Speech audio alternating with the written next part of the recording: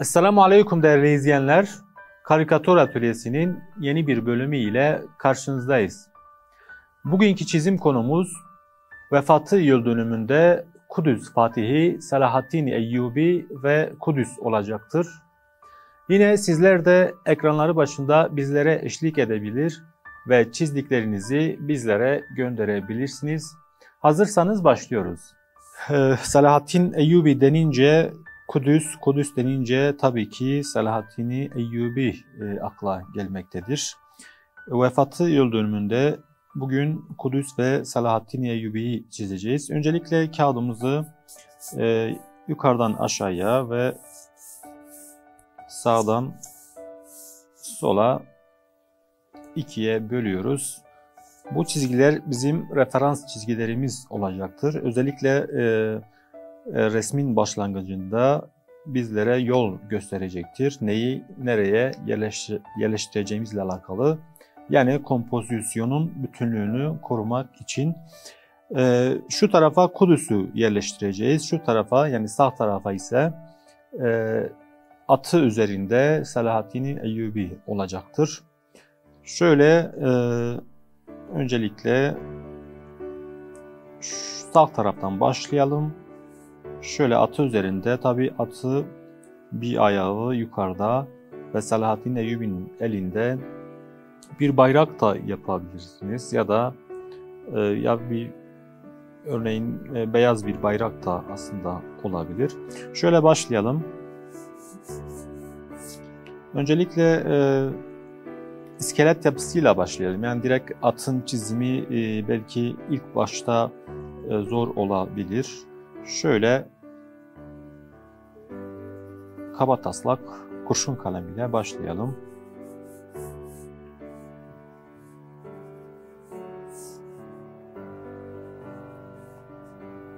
Şurası baş kısmı olsun.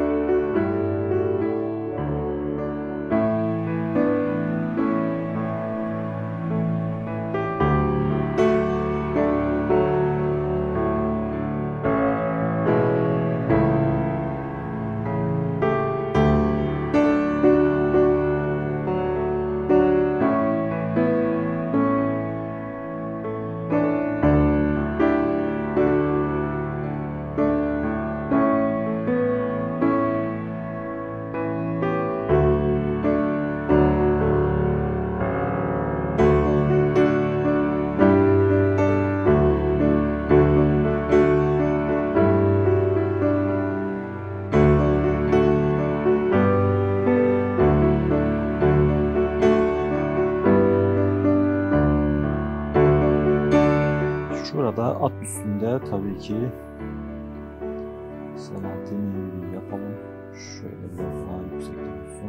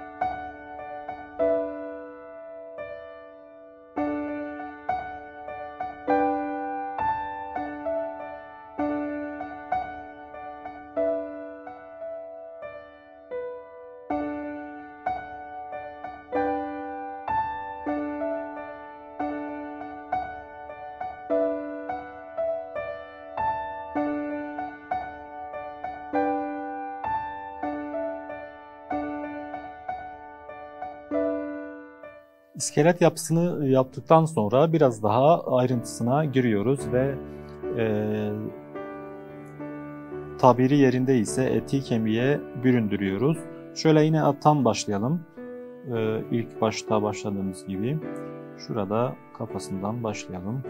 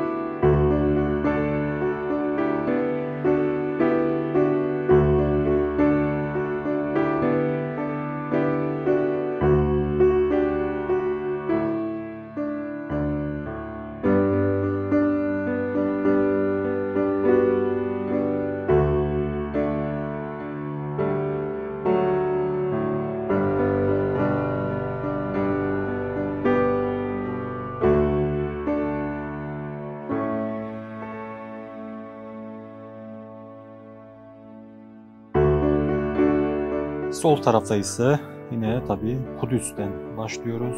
Kudüs zincire vurulmuş ve zincirlerinden kırılmış bir Kudüs. Burada Selahaddin Eyyubi'nin Kudüs'ün fethini de bir anlamda yapmış oluyoruz.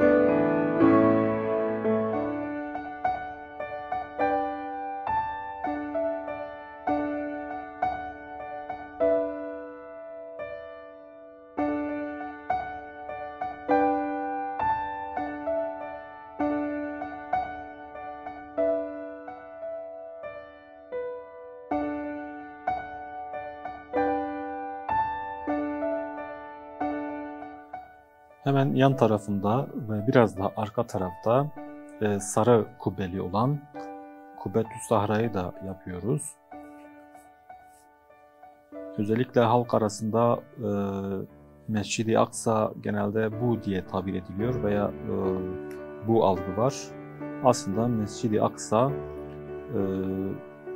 özellikle gri kubbeli olan camidir. Bunu da belirtmek isterim. Kudüs derken tabii Mescid-i Aksa ve Kubbetü's Zahra'yı yapıyorum. Diğer örneğin yapılara çok da gerek yoktur. Şöyle yapmaya başlıyoruz tekrardan. Şuralardan zincirler gelecek. Şurada kopmuş bir şekilde. Tabii önce Kudüs'ü yapıyoruz, zincirleri. Daha sonra üst tarafından yapacağız.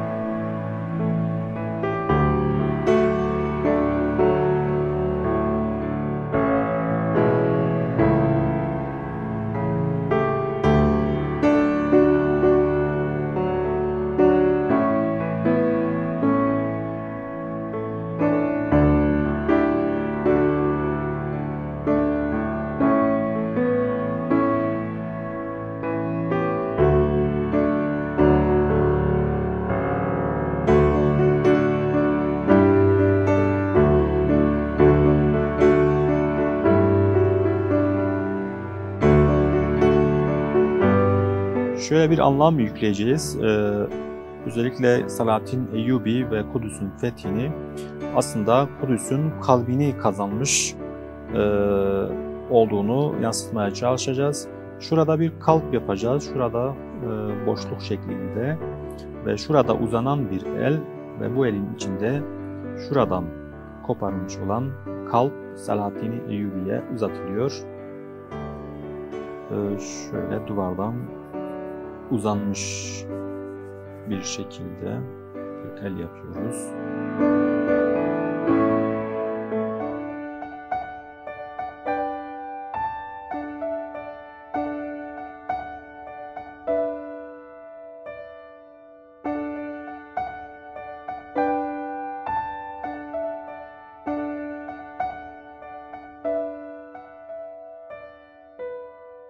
Şuradaki kalp yine aynı büyüklükte.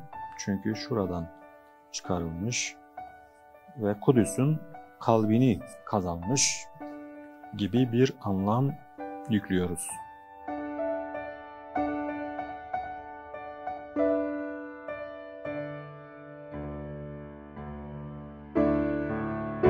Şurada zincirlerimiz olacaktır. Şurada örneğin şuraya kadar gelmiş. Tabii şurada bir kilit de yapacağız. Şu kilitlerden kırılmış, kurtarılmış anlamını yüklüyoruz.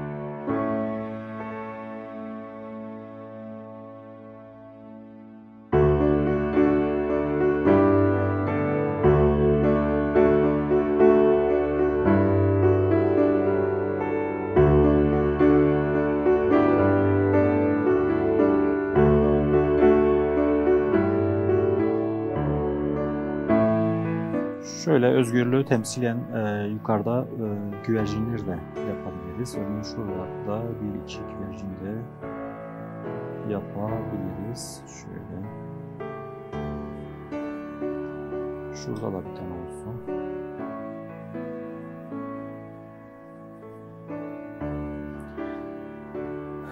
Bunu da yaptıktan sonra artık siyah bir kalem ile üzerinden geçebiliriz ve resmimizi tam olarak ortaya çıkarabiliriz. Başlıyoruz yine başladığım yerden. Selahaddin Eyyubi'den başlıyorum. Siyah kalem ile çizdikten sonra tabii kurşun kalem ile daha önce çizdiklerimiz gerekirse silinebilir. Şöyle başlayalım.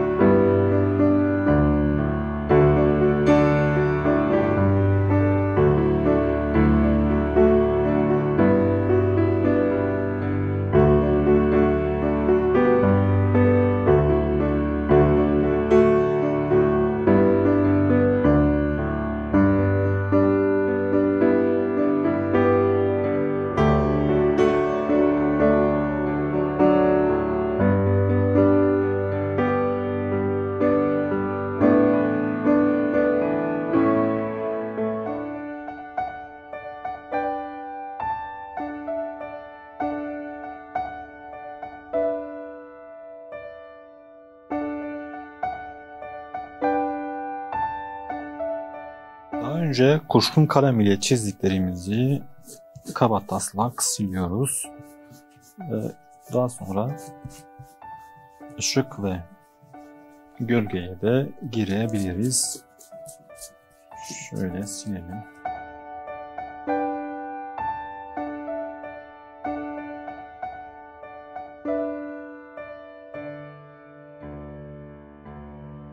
Şöyle başlayalım.